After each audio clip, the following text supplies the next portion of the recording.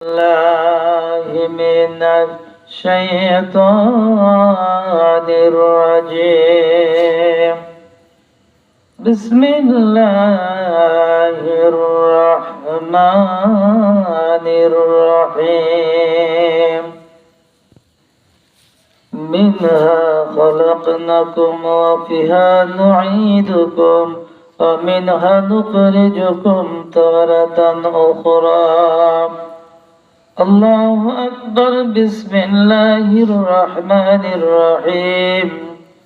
إن الله وملائكته يصلون على النبي يا أيها الذين آمنوا صلوا عليه وسلموا تسليما. اللهم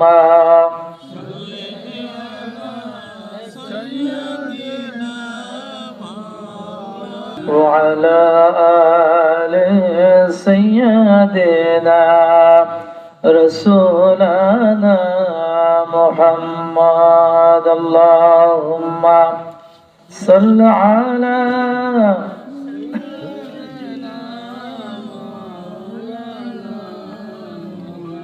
وعلى آل سيدنا نبينا بلغ العلا بكماله كشف الدجى بجماله حسنت جميع خصاله صلوا عليه وعلى. ربنا ظلمنا أنفسنا وإن لم تغفر لنا وترحمنا لنكونن من الخاسرين. আয় আল্লাহ তাআলা ইশারা নামাজ শেষ করার পর পর্দার আড়ালের মা বোনেরা, আমার সামনে বসা দোয়ার খোদেরা, সকলের প্রতি রইল আমার অন্তর অন্তর বলুন ঠিক কিনা। আমরা এমন একটি জায়গায় বসেছি যেটা যেইখানে আসলে একজন মানুষের মন হৃদয় গলে যাওয়ার কথা, বলুন ঠিক কিনা। এই জন্য আমরা হৃদয়কে উজাড় করে দিয়ে আল্লাহ রাব্বুল আলামিন ঘোষণা করেছেন তোমাকে সৃষ্টি করা হয়েছে মাটি দ্বারা, বলুন সুবহানাল্লাহ। আবার যখন দুনিয়া থেকে বিদায় নেবে মাটির নিচে তোমাকে ঘুমায় যেতে হবে। এরপর অমিনহা নুখরিজুকুম তারাতান উখরা, মাটি থেকেই তোমাকে উত্তোলন করা হবে। সুতরাং মানুষের নির্দিষ্ট সময় নির্দিষ্ট জীবন আল্লাহ তাআলা দান করেছেন, এর মধ্যে আমাকে তৈরি করতে হবে, বলেন ঠিক কিনা। কবর কি জিনিস? কবর এমন এক ভয়ঙ্কর জিনিস যেখানে প্রথম মঞ্জিল যার ভালো হয়ে গেল তার সব মঞ্জিলে ভালো হয়ে যাবে। রাসূল ঘোষণা করেছেন প্রথম মঞ্জিল যার খারাপ হয়ে গেল সব মঞ্জিল তার জন্য খারাপ। আমার রব সৃষ্টি করেছেন, রবের যে দানগুলি আমাদের করতেছেন, যা করছেন, যা দিয়েছেন, আমরা খেয়েছি, খেয়ে এ পর্যন্ত বড় হয়েছে, যা দিয়েছেন তার শুকরিয়া কি আদায় করতে পেরেছি? বলেন, দাম দিতে পেরেছি? সবকিছু আল্লাহ, সবকিছু আল্লাহ। যখন রাত চলে যাচ্ছে, ফজর চলে আসছে, পাখিগুলি কিসমিস কিসমিস বাসাই করতেছে, তাম পৃথিবী ভরপুর সুসজ্জিত সুশোভিত করে আল্লাহ তাআলা সৃষ্টি করেছে, বলেন সুবহানাল্লাহ। সকাল হয়ে যাচ্ছে, কেউ ভ্যান নিয়ে বের হচ্ছে খাদ্যের সন্ধানে, গাড়ি নিয়ে বের হচ্ছে, রাখাল তার কাশি নিয়ে বের হচ্ছে, নিরিন্দা নিয়ে বের হচ্ছে, মাটির তার কুদাল নিয়ে বের, যার যার ভাবে আল্লাহ তাআলা তাম পৃথিবীর মধ্যে নিয়ামত দিয়েছেন, নেও, খাও, আর আমার ডাকো, বলেন সুবহানাল্লাহ। আল্লাহ রাব্বুল আলামিন ঘোষণা করলেন, বান্দা ওয়া ইন তাউদ্দু নি'মাতাল্লাহি লা তাহসুহা, তাম পৃথিবীর মধ্যে গুণে গুণে যে নিয়ামতগুলো তোমার দান করা হয়েছে বান্দা, তুমি যদি গুনাহ শুরু করে দাও কিয়ামত পর্যন্ত চলে আসবে, আমার নিয়ামতগুলো গুণে গুণে তুমি শেষ করতে পারবে না। এই নিয়ামতের শুকরিয়া কেমন করে আদায় করব?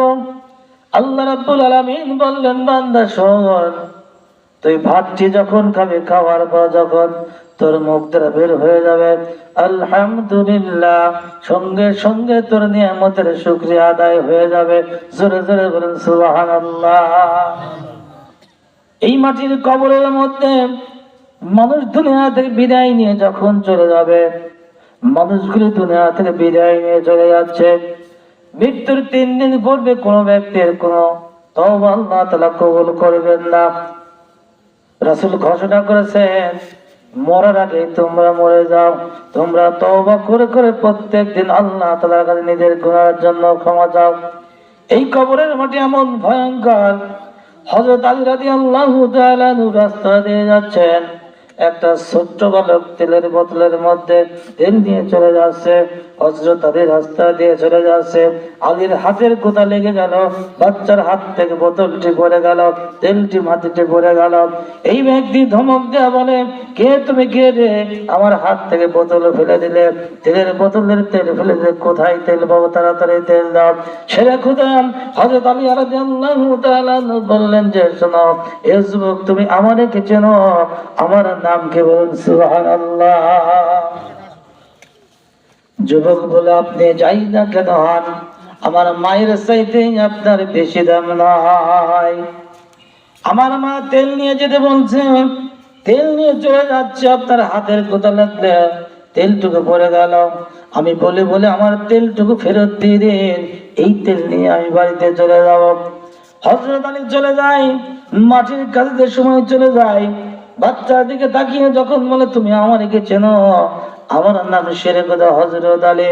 যখন যুবক বললো, শেরে খোদা হনার যায়, আমার মায়ের চাইতে পৃথিবীর বুকে কেউ বড় নাই। জোরে জোরে বলেন সুবহানাল্লাহ। মায়ের সময় মায়ের দোহাই দিয়ে যায়, হযরত আলী চলে গেল, মাটির কাছে চলে যায়, মাটিটা সুন্দর করে ধরে বোতলের কাছে দিয়ে আসে, মাটিটাতে সময় চেপে মাটির মধ্য দিয়ে তেলটুকু বোতলের মধ্যে প্রবেশ করে। জোরে জোরে বলেন সুবহানাল্লাহ। হযরত আলী মাটির সময় চাপ দিয়েছেন, মাটি থেকে তেল বোতলের মধ্যে গেছে। এবার বাচ্চা তেল নিয়ে চলে যাচ্ছে। হযরত আলী যে সময় চলে যায়, তখন চিৎকার দিয়ে কান্নাকারি করলেন, আল্লাহ